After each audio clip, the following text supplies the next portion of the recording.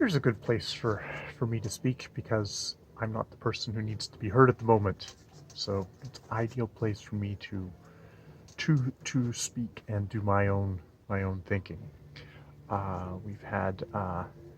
We've in the United States, the Floyd George was murdered. He was held down by a police officer in a restraint position that killed him, and that officer looked at the camera while he did it, and is another really good, stunning example of why there's stuff like the Black Lives Matter, because people need to be actually reminded that Black Lives Matter, um, but not only individual people, but the system that we live in does not um, does not actually think that people of color's lives matter, and why this is especially, as a white dude, that's something that, like, you don't need to hear me lecturing on that.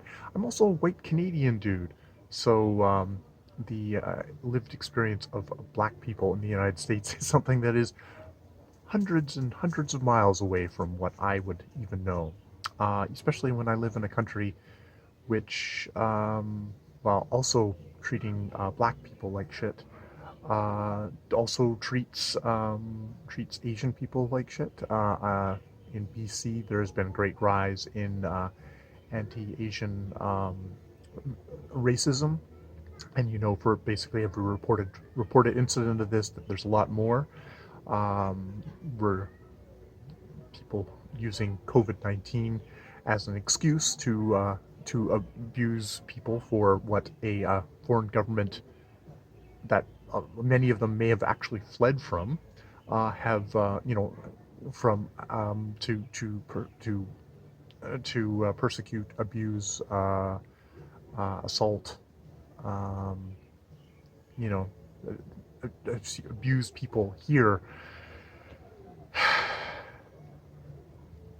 and also, of course, just structurally how I live in a white settler country where we have, not my ancestors in particular, but the ancestors of the people who founded this country. My ancestors came here in the 60s when my father was asked to tick off a box, asking what race he was, because for some reason that mattered to immigration Canada at the time, and because he was a white Englishman at that point, that meant he got to come in, which is one of the reasons why, I guess, why I'm here. So I'm actually in Canada because of racism.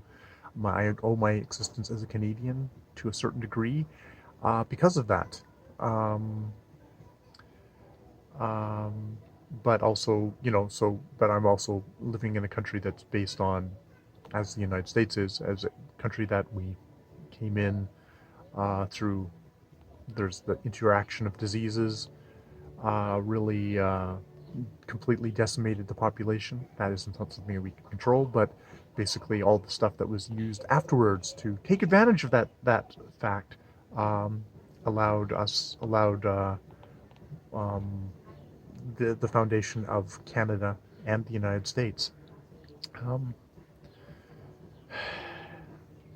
which is, I guess, a way of saying, I don't know. You have to, uh, you you have to sort of accept the really.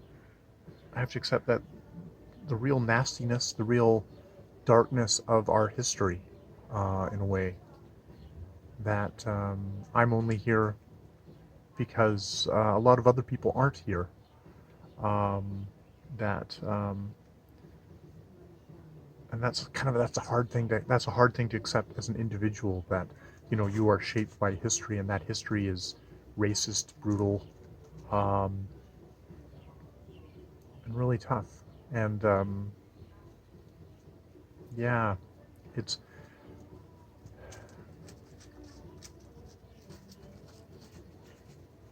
I guess it's trying to, and it's so easy to forget. It's so easy to just become your individual self again.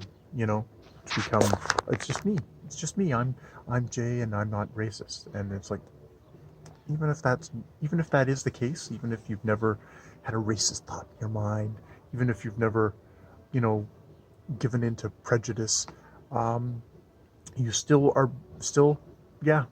My father ticked a thing that said he was a white English person coming into this country, uh, and uh, and I'm sitting on grounds that were that were occupied by different people until they were pushed off, disease ridden.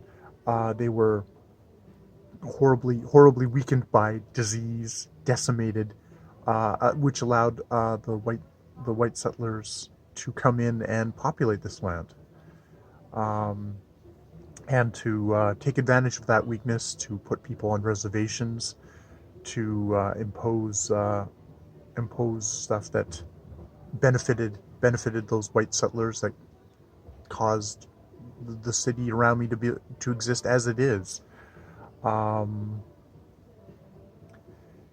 and you know what do we do with that? How do we go forward, as an individual, as a society, as that knowledge becomes more present?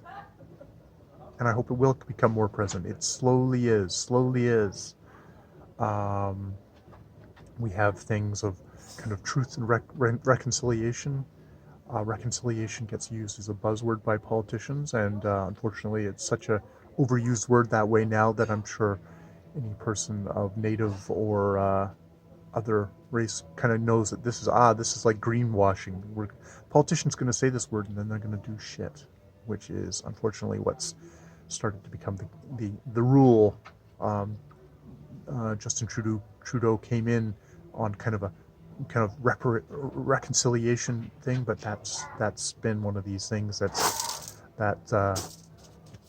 just has not panned out. Suddenly, you get into power and you don't want to give up all this stuff, all the good stuff. You're a white guy and you've got all the power, and suddenly you find excuses not to give up your privilege.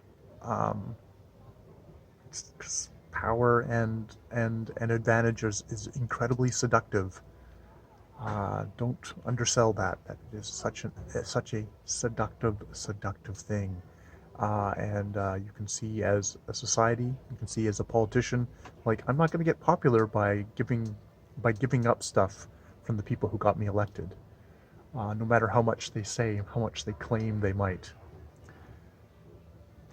So these are some of my rambly thoughts, which I thought I'd commit here, where they're for me. They're something for me to think about, and I don't know if I'm an individual who goes to work every day, who comes home, makes a couple of videos, reads a couple of books.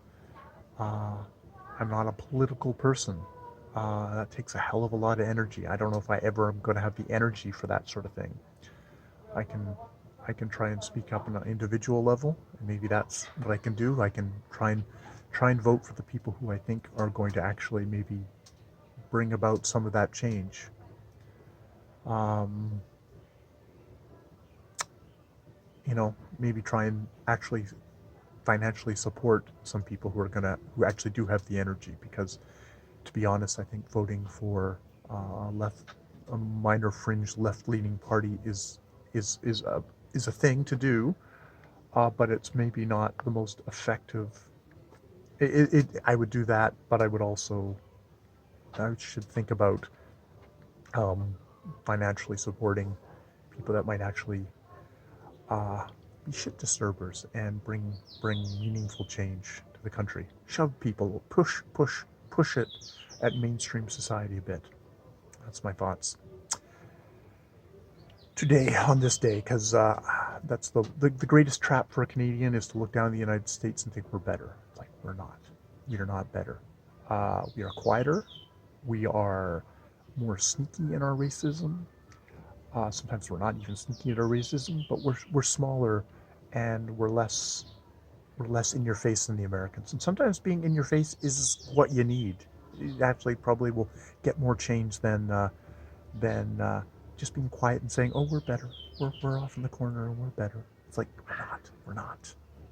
Bullshit. Bullshit. All right. My video for today.